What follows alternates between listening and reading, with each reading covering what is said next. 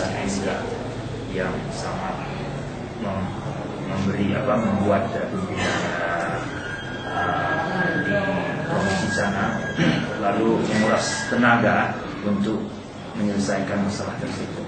Karena yang utama dan yang paling utama bagi pimpinan seperti wali dan sebagainya adalah supaya semua poin-poin dalam MOU dan UPA itu dapat diselamatkan.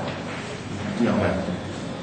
Jadi apalagi kalau kita kaji kenapa timbulnya independen dan sebagainya, sebenarnya itu adalah kepentingan pihak-pihak tertentu yang sebenarnya ruang untuk demokrasi bagi mereka sudah dibuka, karena di Aceh kan sudah ada partai lokal yang tidak ada di provinsi-provinsi lain.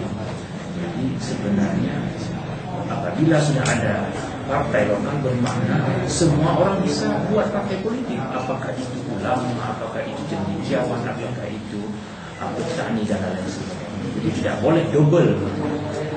Jadi inilah sebenarnya yang orang Aceh harus paham, karena apabila tidak, ya, kali ini bisa dicopot satu pasal dalam undang-undang, lain kali akan dicopot masalah syariat Islam, misalnya akan dicopot masalah partai politik yang provinsi-provinsi dan cemburu. Jadi Aceh ini sebenarnya jelas dijamin oleh Undang-Undang 45 pasal 18b, negara itu mengakui keputusan dan keistimewaan Aceh, yang sebenarnya pihak pemerintah pusat harus lebih jeli dan lebih teliti supaya konflik yang sudah hampir 30 tahun itu redam setelah ada perjanjian damai di Helsinki itu bisa kita kita buat kekal dan abadi. Berarti intinya permintaan dari kita bahwasanya pemerintah harus tegas dan konsisten berdasarkan regulasi yang ada. Regulasi yang ada tentang pelaksanaan pemilu kada seperti itu, yang menyatakan bahwasanya calon independen hanya berlaku sekali, dan untuk ruang demokrasi sudah dibuka ruang dari partai lokal, intinya seperti itu. Jadi kita minta pemerintah konsisten terhadap regulasi yang ada. Apalagi sekarang Aceh ini kan sudah dalam NKRI, jadi tidak perlu ditakuti lagi.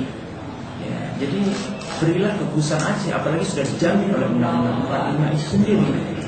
Jadi kompromi politik di Helsinki itu sudah dibuat gitu. Jadi kejujuran yang diperlukan sekarang. Kalau tidak, nanti sebagian daripada rakyat Aceh ini akan meminta yang lainnya lagi. Ini yang kita takuti mudah-mudahan tidak terjadi.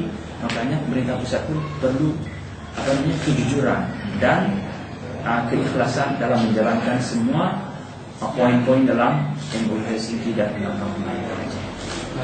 Selama berapa tahun itu bagaimana realisasi dari poin-poin MOU? Apakah telah tercapai keseluruhan atau tidak? Ya, kita mengerti bahwa hampir 5 tahun ini ada sebagian yang sudah dilaksanakan, tapi masih banyak sekali hal-hal yang belum dapat dilaksanakan. Inilah makanya Aceh perlu perubahan. Kenapa kali ini TA mengangkat Dr. Zaini yang umur 70 tahun, sebagai seorang dokter yang sudah cukup lama begitu di luar negeri dan sudah pernah menjadi dokter di Kuala Simpang sebelum naik ke gunung gitu. Bagi beliau sudah cukup banyak uang begitu, tapi karena panggilan untuk menyelamatkan Aceh, menyelamatkan MOU, menyelamatkan harta pusaka rakyat Aceh demi kesejahteraan dan kemakmuran rakyat Aceh secara keseluruhan, makanya Partai Aceh menginginkan perubahan yang lebih baik di Aceh. Sayang, Aceh cukup kaya.